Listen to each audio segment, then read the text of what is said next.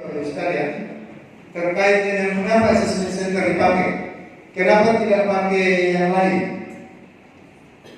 Salah satu pakar psikologi terapan dari Universitas Birmingham, Sally Walker, mengatakan dari sekian banyak model metode pengukuran yang ada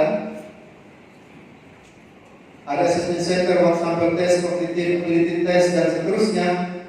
Yang paling tinggi validitasnya adalah metode assessment center. Kita akan lihat sebentar apa saja yang masuk dalam metode assessment center.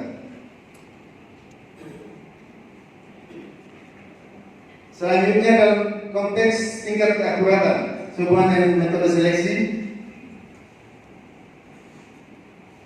assessment center kembali menempati posisi tertinggi dibanding dengan mode seleksi yang lain, metode seleksi yang lain. Cepat saja. Oke, dari sudut kemampuan manajemen kita lihat semakin tinggi dibutuhkan conceptual skills, karena itu metode yang digunakan juga berbeda. Begitu juga dengan bidang manajemen, skillnya juga berbeda. Di level bawah skillnya beda. Semakin ke bawah semakin teknis, semakin ke atas bersifat konsep. Oke, ini yang perlu kita pahami bersama Bapak Ibu. Selain yang saya sampaikan tadi hasil penelitian dan seterusnya mengapa assessment center, perlu juga saya sampaikan terkait dengan karakteristik. Pertama, multi metode, multi instrumen. Jadi kalau ada yang datang kepada Bapak Ibu di kabupaten kota yang bilang begini, Bapak punya jabatan partai kosong 20, dan kami Bapak 2 hari selesai, itu tipu Pak. Itu berarti ada yang dia korbankan dari keseluruhan proses yang harus dia jalani. Dan pernah ada dan sudah ada kabupaten menggunakan satu asesor untuk menyeleksi 11 jabatan dalam 2 hari. Saya tidak tahu metode apa yang dipakai, tetapi kemudian KSN mengizinkan dan hasilnya dipakai untuk menjadi dasar untuk pelantikan, untuk menetapkan hasil akreditasi akan disampaikan kepada KSN dan diumumkan secara terbuka kepada semua lembaga yang membutuhkan assessment center dalam hal penilaian kompetensi. Untuk apa? Hanya bagi mereka yang tersertifikasi lah, khususnya lembaga assessment center yang tersertifikasi lah, yang bisa digunakan oleh kabupaten kota dan provinsi dan instansi pusat untuk melaksanakan uji kompetensi. Di luar itu tidak bisa. Sampai saat ini belum ada kerjasama dengan KSN. Informasi terakhir bulan Juni sudah. Jadi yang masih coba-coba pakai asesor swasta, 1 orang menjawab pengisian jabatan yang kosong belasan dalam 1-2 hari, tidak terjadi lagi. Hampir pasti tidak mungkin. Berikutnya ada multi kriteria, multi kompetensi. Dasar kompetensi yang dipakai adalah Permen Pan nomor dan tahunnya. Ada 9 kompetensi, 8 kompetensi manajerial, 1 kompetensi sosial kultural. Salah satunya adalah kompetensi pengambilan keputusan. Itu yang membedakan dari tes untuk jadi asesor. Misalnya tes eselon 2 pengambilan keputusan minimal level 4, gradasinya 1 sampai 5. Jadi kalau masih dapat 3, yang lain-lain 3, itu berarti KNS kurang memenuhi syarat. Misalnya. Kemudian multi observer atau asesor seperti yang saya sampaikan tadi. Bapak Ibu sekalian, terkait dengan penugasan asesor, kenapa saya sampaikan tadi bahwa sampai dengan Desember 2011 itu 31 Desember teman-teman saya baru selesai dari TTU. Baru selesai. Jadi kalau ada yang sudah sempat booking tapi tidak bisa, itu tidak ada maksud lain, karena memang fully booked. Kemudian multiple access, ya, pesertanya banyak. Contoh Bapak Ibu, misalnya untuk pengisian jabatan asisten pemerintahan dan kesejahteraan rakyat sekretariat daerah Kabupaten A, ada 8 kompetensi manajerial dan 1 kompetensi sosial kultural. Berarti ada 9 kompetensi di situ. Katakanlah ada 4 simulasi yang dipakai, maka ada 4 kali 9, 36 kali Bapak Ibu calon asisten dibahas. Jadi misalnya Bapak kabar merah, waktu Bapak ikut tes itu Bapak dibahas 36 kali, baru clear tentang profil kompetensinya Bapak. Karena apa? Bisa saja pada saat wawancara, misalnya Bapak dapat 4 misalnya, pada saat LGD dapatnya 3+, pada saat in basket misalnya dapat 3+, pada saat problem analysis PA. proposal writing dapatnya 4, ada 3+, 4. Kok beda? Maka para asesor ini akan membahas satu persatu 36 kali, baru dapat satu kandidat punya nilai, menggambarkan keseluruhan profil kompetensinya.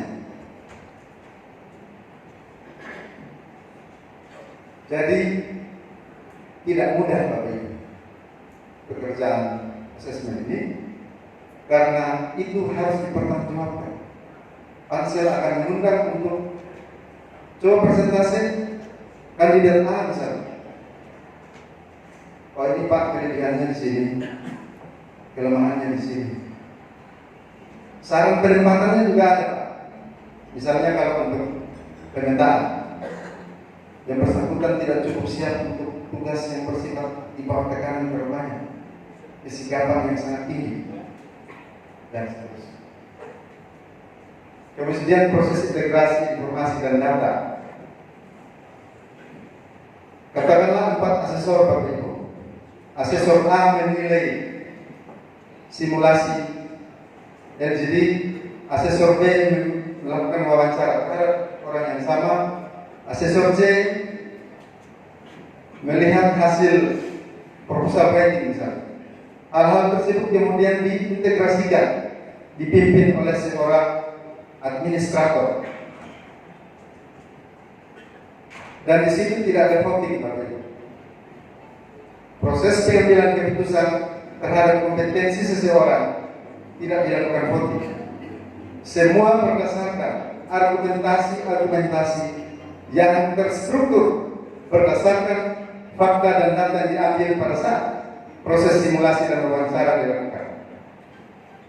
Jadi kalau 3 bukan berarti 2 sudah bilang dia dapat 3, 1 bilang dia dapat 4, karena itu ya ikut yang 2. Tidak. Kita paparkan kembali, apakah 2 orang yang menyatakan dia dapat 3 itu telah melewati sejumlah kriteria yang dipersyaratkan atau tidak? Ataukah ada hal yang sebenarnya 2 orang ini lupa, tapi yang satu mengatakan, oh ternyata ada yang keliru. Seperti ini.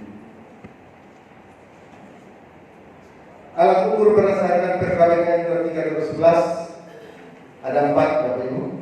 Simulasi, wawancara kompetensi, psikometri, dan kuesioner kompetensi. Nanti kita akan lihat secara detail dalam penjelasan itu. Nah, Bapak Ibu sekalian, kenapa dibutuhkan seorang psikolog dalam proses itu? Kenapa dibutuhkan? Ibu sekalian, proses kita menilai itu ada unsur potensi dan ada unsur kompetensi. Orang ini punya potensi yang cukup baik sebenarnya. Katakanlah dia bisa menempati jabatan A. Tetapi kok kompetensinya tidak terlalu baik, ada apa? Itulah yang kita munculkan dalam syarat perimbangan. Orang ini butuh didiklatkan dan seterusnya. Potensinya dia, leadershipnya baik ini. Tapi kok tidak terlalu kelihatan pada saat simulasi misalnya. Itulah yang akan kita baca dan membandingkan hasil psikotes, melihat potensi orang itu dan hasil simulasi untuk melihat kompetensinya. Bapak Ibu sekalian. Ya, simulasi yang dibuat sebisa mungkin dekat dengan realitas pekerjaan sehari-hari. Jadi contoh misalnya LGD, kita tidak mengangkat hal-hal yang bersifat non-governmental issues atau bukan di luar isu-isu pemerintahan. Kita mengambil isu-isu pemerintahan yang bersifat umum. Umumnya begini, soal yang dibuat tidak akan menguntungkan sarjana teknik dan membuat sarjana administrasi negara kemudian kalah bersaing. Atau seorang sarjana seni mendapat keuntungan karena soalnya itu seputar kompetensi teknis itu, kemudian sarjana yang lain kemudian tidak cukup mampu untuk berkompetensi secara optimal. Jadi kita pilih hal-hal yang menurut hasil survei kita dalam berbagai simulasi, isu-isu itu merupakan isu yang bersifat umum dalam dunia pemerintahan. Oke, Bapak Ibu sekalian, inilah sisi yang menjadi kekuatan kenapa simulasi kita lakukan. Pada saat diskusi tanpa pemimpin, leaderless group discussion misalnya, bahasa tubuh, bahasa verbal, kemampuan mengarahkan diskusi, kemampuan menghantar argumen dan seterusnya menjadi evidence atau bukti performance Bapak Ibu dalam sebuah diskusi tanpa pemimpin.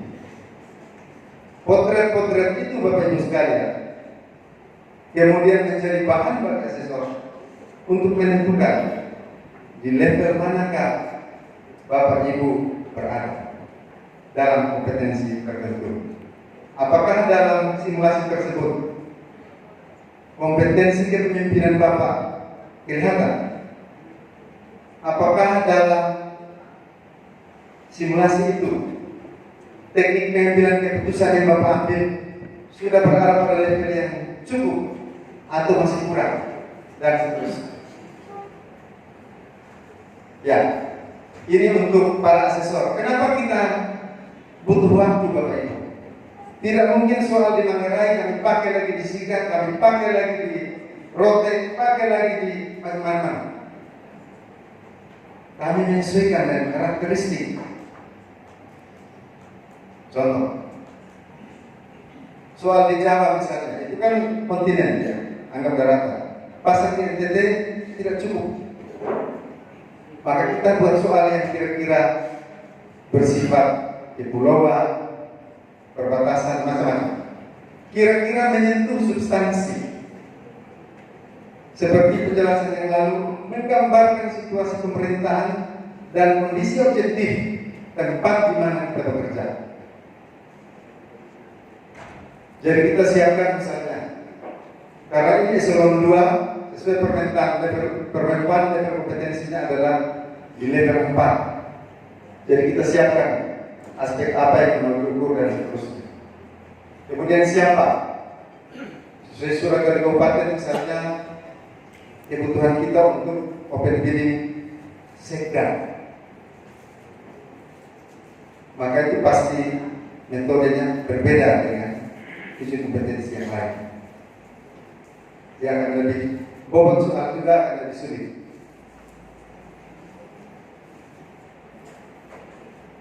Jadi simulasi itu perlu dirapatkan Bapak Ibu.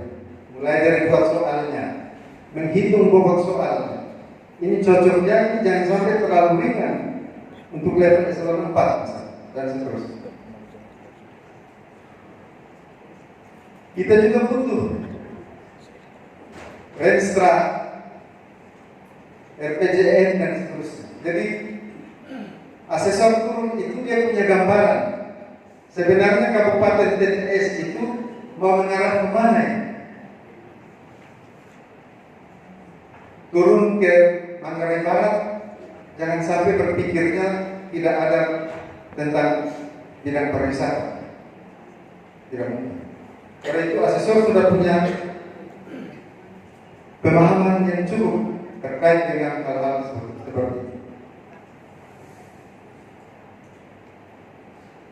Ya, ini jenis-jenis simulasi Bapak Ibu.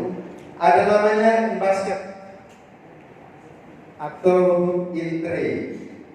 Kalau bapak-bapak yang pernah ikut, Bapak Ibu, InBasket, InTray itu soalnya dalam bentuk membuat atau menulis disposisi. Bapak Ibu sekalian, seringkali saya temui pada saat simulasi InBasket ini, Bapak Ibu mungkin karena sudah terbiasa dengan disposisi, waktu 1 jam 10 menit selesai. Pertanyaannya, alokasi waktu 1 jam itu kan sudah diukur Bapak Ibu. Tapi rata ada yang sudah 5 menit selesai. Rata-rata 7 soal. Ada kasus, ada 5 disposisi, 10 menit selesai. Ternyata yang bersangkutan terbiasa disposisi seperti itu. Simpel-simpel saja dan seterusnya.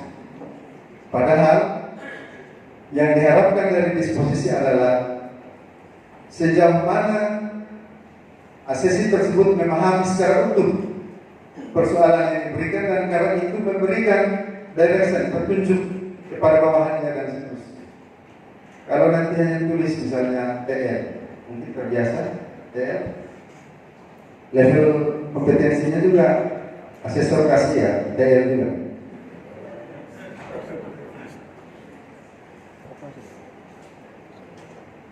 Berikutnya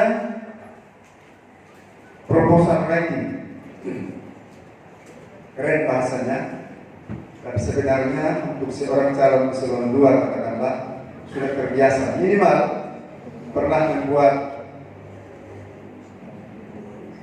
skripsi, pernah membuat makalah, pernah membuat telaan staff. Di titik inilah critical thinking, pemikiran kritis dan struktur berpikir Bapak Ibu dilihat. Termasuk di ujung daripada proses penilaian terhadap simulasi ini adalah di manakah pengelolaan perubahan yang Bapak Ibu tawarkan, misalnya di manakah leadership Bapak Ibu, di manakah pengambilan keputusan, di manakah pelayanan publik dan seterusnya. Saran saya Bapak Ibu sekalian, kalau masuk di tahap ini, mohon yang hormat termasuk dari basket, tulisannya dapat dibaca. Karena kalau tidak, asesor butuh penerjemah untuk membaca tulisan, dan kami tidak akan melihat Bapak Ibu dari kualitas tulisan tangan, indah, tidak. Tapi pasti butuh waktu itu untuk menerjemahkan tulisan yang luar biasa baik itu ke dalam bahasa yang nantinya diterjemahkan ke dalam level kompetensi. Kemudian presentasi, saya kira ini Bapak Ibu sudah biasa. Kemampuan Bapak Ibu dalam mempresentasikan sesuatu itu akan turut menentukan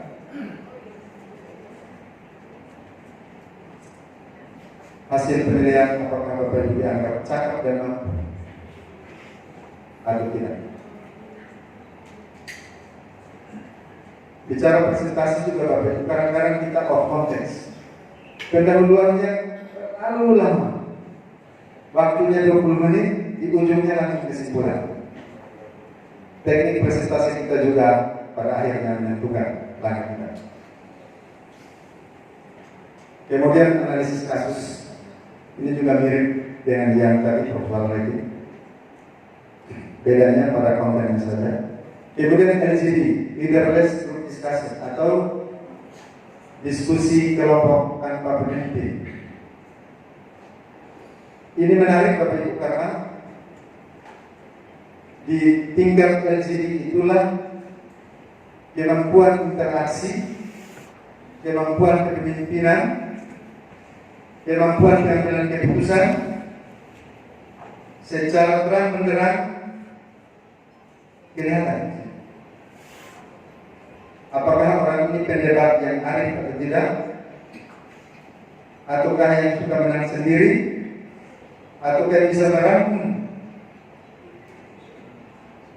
perdebatan yang sangat seru itu kemudian mengambil jalan tengah yang menjadi tujuan akhir dari sebuah visi organisasi atau tidak akan kelihatan. Kemudian role play. Ya, kalau role play ini semacam bermain peran terkait dengan posisi-posisi dalam pemerintahan. Kita mulai dengan yang pertama, wawancara kompetensi. Dalam dunia asesmen, wawancara kompetensi sering disebut sebagai alat ukur satu jaga. Apa itu? Apabila kemampuan Bapak Ibu tidak terlampau tergali ke dalam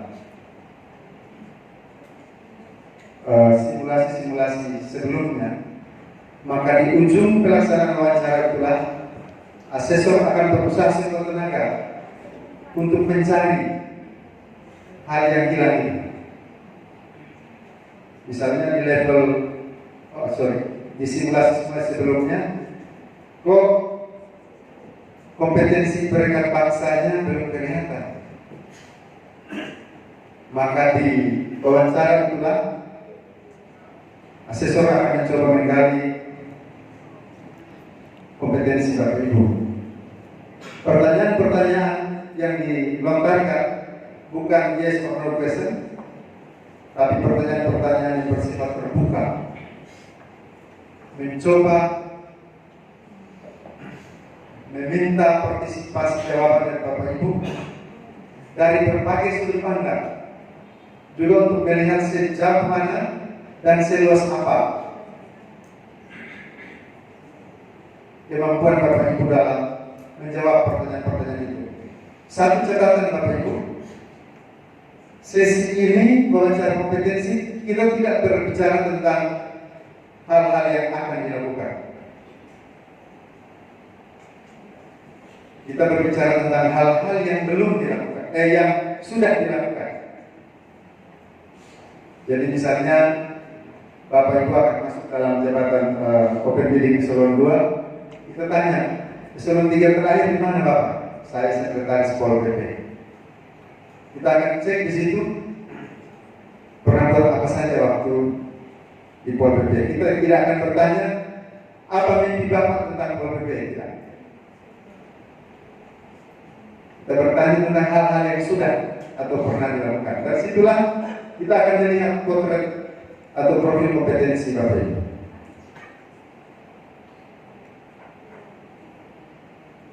Kuesioner kompetensi.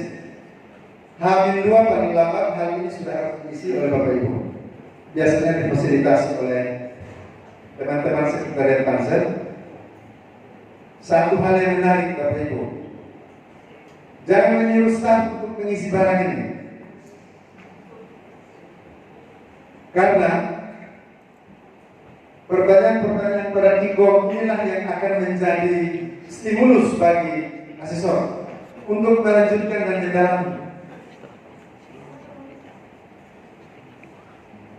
Jadi kalau yang ditulis di situ adalah pemikiran teman-teman staf misalnya, katakanlah dia staf paling cerdas di kantor itu, tapi kan tidak menggambarkan pikiran Bapak Ibu.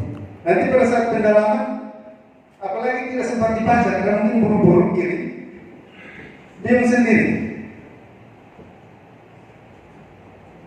Saran saya, isi e-copy itu dengan, kalau itu disertai itu kurang baik, silakan diketik, tapi kita sendirilah yang mengisi. Supaya apa? Supaya nanti pada saat penilaian betul-betul mencerminkan apa yang menjadi pikiran Bapak Ibu, pengalaman Bapak Ibu, dan seterusnya.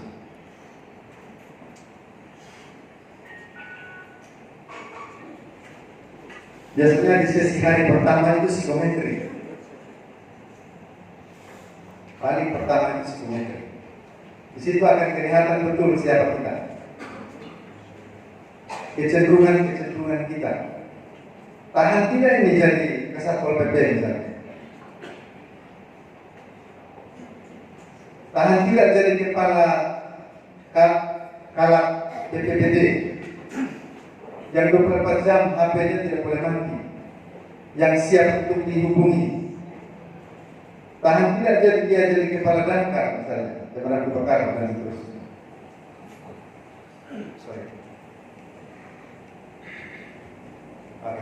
Ini sambil kita lihat saja Bapak Ibu terkait dengan jenis-jenis psikotes. Ada tes intelijensi, tes kemampuan, tes kepribadian, tes bakat, tes minat. Di lembar yang Bapak Ibu terima itu tidak ada beritahu bilang ini untuk tes minat, tes bakat, tidak. Itu menjadi rahasia dari psikolog. Ya. Kemampuan inilah Bapak Ibu yang akan digali di situ. Kemampuan berpikirnya, kemampuan menata, mengarahkan, kemampuan menata pekerjaan, menata diri, dan memimpi, managing people. Tes-tes itu sudah harus dipersiapkan sebelum kita turun. Sudah dirapatkan, anggota tim semua setuju, baru turun. Jadi tidak tiba-tiba beliau masih bersantai di pantai di Tondang di Manado misalnya, tiba-tiba telepon, Bu tolong kok bantu tes di Maumere. Ya. Dirapatkan, dilihat validitas kontennya, reliabilitas kontennya, baru kita maju. Ya, Bapak Ibu, izinkan saya untuk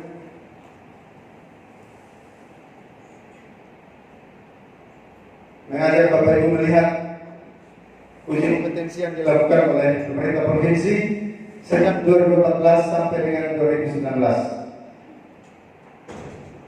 Seleksi terbuka sebanyak 33, JPT 85, administrator 501, pengawas 998, pelaksana 210. Tapi yang banyak itu Bapak Ibu kaget yang masih belum mencapai validitas assessment center. Jadi CAT itu sebagai gambaran umum saja, potret umum seseorang. Belum menggunakan metode assessment center. Karena kita butuh cepat waktu itu, ada Pak Yos mantan BKD, Pak Flavi tidak ada.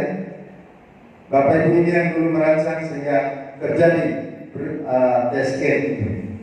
Jadi CAT itu membantu pengambil keputusan dalam penempatan pejabat, karena kalau melalui mekanisme assessment center seperti yang saya katakan, satu orang dibahas 36 kali, terlalu lama. Karena itu kita pakai jalan pintas sebagai gambaran besar saja, gambaran umum, belum detail. Di 2019 seperti di Bapak Ibu, kita melakukan pemetaan jabatan struktural eselon 3 dan 4 sebanyak 1.037 orang. Kemudian JPT pertama 26 dan seterusnya. Kita akan lihat nanti statistiknya di akhir presentasi ini. Seperti yang saya sampaikan tadi, kami pernah juga ke Papua dan Papua Barat membantu BKN sebagai instansi pembina dalam melakukan pemetaan terhadap pejabat di Papua. Kemudian ke Sulawesi Selatan di bulan September 2019, hampir semua kabupaten kota sudah pernah dilakukan pelaksanaan assessment center dengan menggunakan lembaga assessment center Pemprov. Pernah juga ke Sulawesi Utara, Bapak Ibu, saya lupa tadi.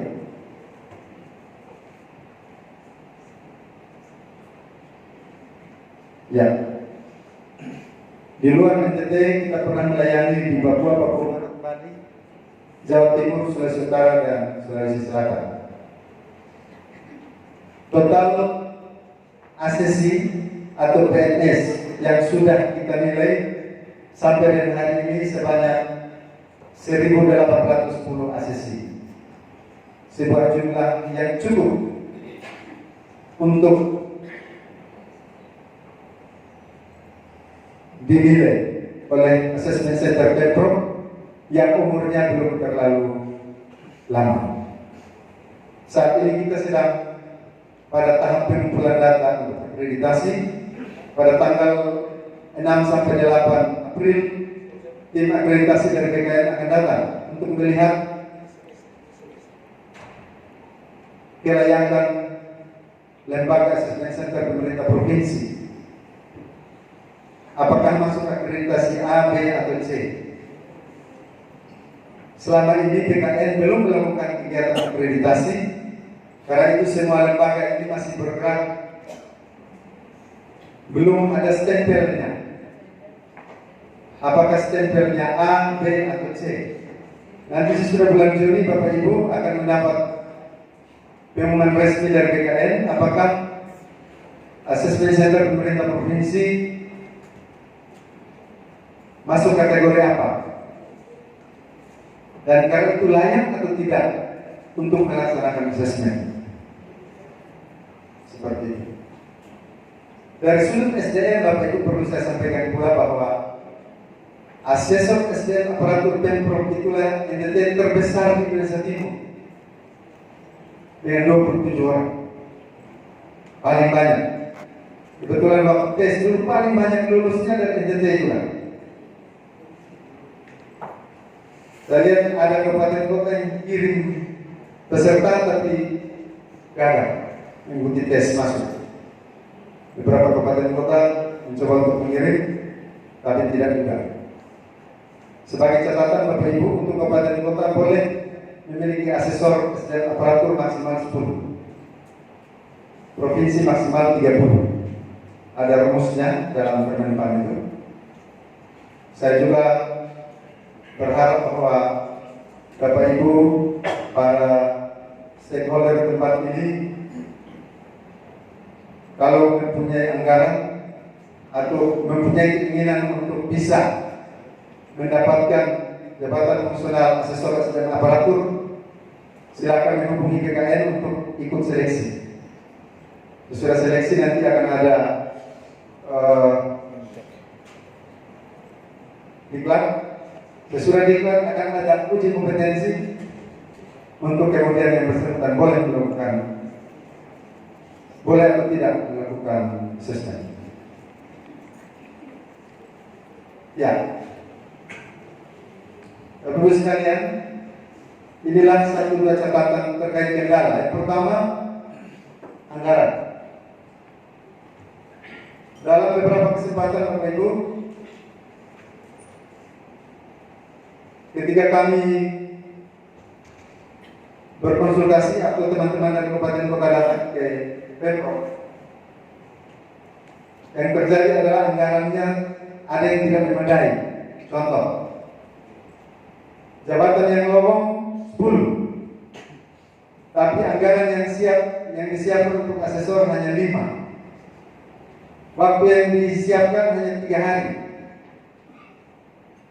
Dengan terpaksa kami mengatakan kalau boleh direvisi dulu mekanisme penganggaran yang ada, karena kan mungkin mengikuti keinginan Bapak Ibu dan mengorbankan standar yang sudah ada. Seperti yang saya katakan tadi, bahasa koran saja 36 kali, belum saat pengambilan datanya 2 hari, belum membahasnya Ibu, Bapak Ibu satu kompetensi tidak langsung asesor A bilang Bapak ini level ini dan yang lain core bilang setuju, tidak ada, pasti di challenge Pak. Kenapa dia dapat 3 misalnya? Saya melihat dari sudut ini, asesor lain akan bilang tunggu dulu bos, lihat baik-baik itu sudut indikatornya. Kalau hanya dia menulis statement seperti ini di proposalnya, belum capai 3 itu, baru 2 misalnya. Asesor yang lain akan bilang, hati-hati, lihat kembali di subindikator yang lain. Seperti itu, terjadi diskusi di sini, saling mengingatkan akan standar-standar kompetensi dan bagaimana menerjemahkan tulisan atau transkrip hasil wawancara dari Bapak Ibu ke dalam level kompetensi. Karena itulah tidak ada maksud untuk menghambat, tidak ada maksud untuk memperberat beban Bapak Ibu, tetapi seperti itulah standar yang harus kami lalui. Karena apa? Kami juga dicek oleh instansi pembina. Jangan-jangan kami melakukan sesuatu di sini. Dan sebelum kami ditegur oleh instansi pembina, kami sendiri tentu saja terus melakukan evaluasi terhadap para asesor kami. Apabila di lapangan Bapak Ibu terdapat asesor, katakanlah melanggar kode etik dan kode perilaku, baik sebelum pelaksanaan kegiatan, dalam pelaksanaan kegiatan maupun pasca pelaksanaan kegiatan, silahkan melaporkan kepada instansi pembina Assessment Center pemerintah provinsi. Karena apa? Ini menyangkut profil kompetensi orang. Kita tidak boleh mengarang bebas. Kita tidak boleh terpengaruh oleh namanya halo efek. Halo efek itu berujung pada subjektivitas seseorang dan menilai orang lain. Contoh, saya dekat dengan Pak X. Beliau mantan pimpinan saya. Dalam pembahasan fakta dan data membuktikan nilainya agak di bawah. Terus saya bilang begini, Bu, waktu aku beta mantan kepala itu, dia selalu begitu. Tidak. Fakta dan data yang kita peroleh itu yang menjadi dasar.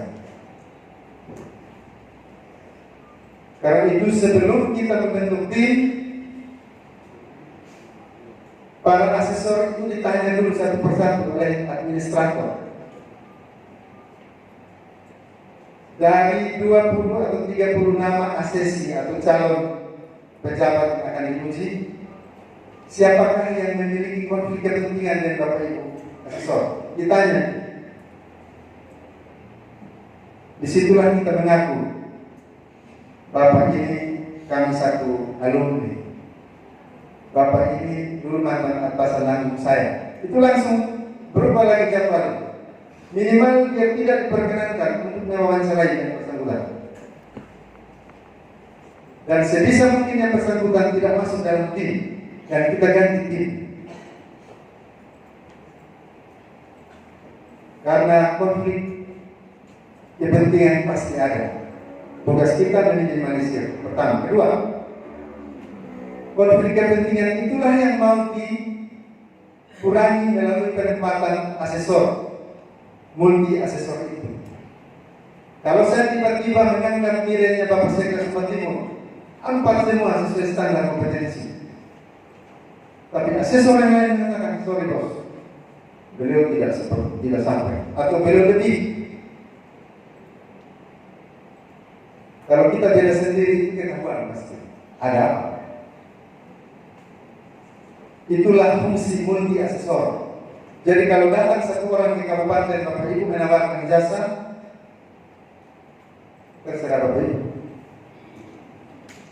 Tapi seperti yang saya katakan tadi, seperti itulah karakteristik assessment center sebagai alat ukur terbaik sampai hari ini sesuai hasil penelitian para ahli di bidang pengembangan sumber daya manusia.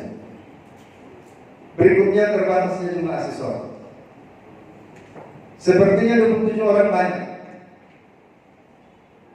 Dalam prakteknya kami rasa masih kurang. Karena dari 27 ini yang betul-betul operasional itu tidak lebih dari 20. Mereka ini tersebar di berbagai perangkat daerah yang juga punya tugas pokok. Ketika kami menetapkan jadwal, di saat yang bersamaan yang bersangkutan bilang, saya lagi susun RKA. Saya lagi dapat tugas ini, tugas itu. Kita sesuaikan lagi jadwal. Ada yang pejabat struktural, harus menyesuaikan lagi. Jadi kalau misalnya permintaan Bapak Ibu tidak langsung kami terima, mohon maaf. Itulah kondisi kami. Berikutnya terkait dengan partisipasi asesi yang dirasa kurang akibat dari pemahaman terhadap regulasi dan tujuan. Seperti yang saya sampaikan tadi Bapak Ibu, ketika turun asesornya dianggap terlalu mudah, kita menganggap ini siapa ini? Saya ini kan sudah makan asam garam gitu, di bidang pemerintahan. Masa datang ini ada golongan 3B kemarin sore, 3C. Sekali lagi Bapak Ibu, mereka ini adalah orang-orang yang tersertifikasi. Saya ingatkan kembali, asesor bukan juri Indonesian Idol. Kalau juri Indonesian Idol berarti dia sudah melewati semua tahap. Dia sudah sangat paham teknik vokal. Dia sudah memenangkan sejumlah kontestasi menjadi seorang penyanyi terbaik. Dan karena itu dia bisa memberikan penilaian terhadap calon penyanyi-penyanyi calon bintang itu. Asesor tidak seperti itu. Asesor ibarat adalah seorang fotografer profesional, memotret kapasitas kemampuan Bapak Ibu dari berbagai sudut dan melaporkannya kepada orang yang menginginkan Bapak Ibu. Karena itu kita tidak boleh mengatakan bahwa ini anak kemarin sore. Mereka masih kemarin sore dari sudut pandang jam terbang pemerintahan, jam terbang yang di dalam pergub itu sudah tercantum hal-hal yang berhubungan dengan pelaksanaan assessment, mulai dari metode yang digunakan, jumlah asesi, jumlah asesor, besaran anggaran, item anggaran, dan seterusnya. Ketika kami berbicara dengan teman-teman kabupaten, mereka sudah pegang katanya. Tapi begitu masukkan ke dalam dokumen anggaran, kurang pada. Karena itu ada satu kabupaten, saya tidak usah sebut, beberapa kali bolak-balik, tapi terakhir juga belum juga. Ada yang kabupaten tidak pernah datang, cukup dia mengirimkan sesuai. Jadi mudah-mudahan Bapak Ibu sekalian, ini bukan soal menyangkut berapa duit, tetapi kita tidak juga boleh memasukkan pelaksanaan assessment center itu dalam proses yang tergesa-gesa. Kalau kita paksa ini asesor, katakanlah karena waktu yang dialokasikan terlalu minim, dan mereka membuat keputusannya di jam 1, jam 2 pagi, secara psikologis sehebat apapun ada error di situ. Dan kita turut serta berkontribusi terhadap error itu. Karena itu sebaiknya kita pedomani pergub tersebut. Itu yang pertama.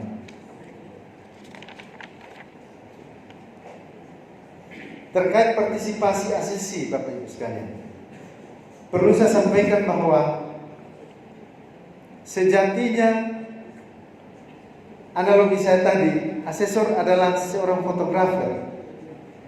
Ganteng, tidak ganteng, cantik, tidak cantik, itu urusan asesi sebenarnya. Tugas asesor hanya bilang, oh ini yang paling ganteng, sudah nilainya 100. Sehingga kalau memang dalam keseharian asesi itu dia memang perform baik, pasti tergambar pada saat simulasi dan wawancara. Tidak mungkin terkhianati kontribusi dia dalam keseharian tugas dengan nilai rendah dalam asesmen. Hal inilah yang perlu disampaikan kepada para calon asesi, para peserta tes, bahwa tidak mungkin seorang yang berkontribusi baik dan dengan kinerja dan performa di atas rata-rata menghasilkan nilai jelek. Tidak mungkin. Assessment center hanya dinilai, dikasih besaran maksimal 25% dari keseluruhan nilai dalam proses seleksi. Hanya 25%. Padahal proses asesmen itulah yang paling lama kegiatannya, paling capek asesinya. Jujur saja, pansel-pansel ini kemudian di awal-awal pelaksanaan dulu mereka tidak punya standar. Saya mau tanya apa, gradasi nilai seperti apa, dan seterusnya. Akhirnya atas inisiatif Bapak Sekda Provinsi, asesor diberi tugas untuk membuat standar penilaian, isi pertanyaan, bobot pertanyaan, bobot penilaian, dan seterusnya. Yang sebenarnya bukan tugas asesor. Nah, kemudian terbawa ke sekarang. Pansel-pansel kemudian sangat berharap kontribusi asesor untuk itu. Kami sudah sampaikan, mudah-mudahan Bapak Ibu pansel itu juga melihat kembali hal tersebut, karena asesor sudah fokus terhadap 25% tadi. Sisanya itu pansel. Karena itu saya coba menjawab lagi kontribusi asesmen menurut Pak dan Manggarai Timur. Saya harus mengatakan, ya 25% itu Pak. 75-nya apa? Pansel. Jadi kalau Bapak Ibu berharap bahwa Assessment Center sebagai lembaga yang sampai saat ini diakui validitas dan reliabilitas instrumennya, mohon Bapak Ibu juga bersuara di level Asosiasi Pemerintah Kabupaten Kota dan Provinsi. Kami punya bobot sempat mencapai angka 40-50. Sekarang turun dari 25. Pertanyaannya, ada apa dengan 25? Kenapa turun? Terhadap suatu sistem yang terakreditasi dan terstandar secara internasional bahkan. Karena itu ada sejarahnya kenapa assessment center itu muncul. Itu berawal dari Perang Dunia Pertama. Bagaimana pasukan Inggris mencoba mencari perwira-perwira yang cakap. Bagaimana di Jerman, bagaimana Amerika masuk dalam perang mata-mata. Dan karena itu membutuhkan orang-orang qualified. Sejarah assessment center itu sangat panjang dan sampai kepada rekrutmen birokrasi seperti hari ini. Karena itu untuk Bapak dari Manggarai Timur, 25 lawan 75 Bapak. Walaupun dalam prosesnya sebenarnya 25 itulah yang 75. Tapi kita harus tunduk pada aturan.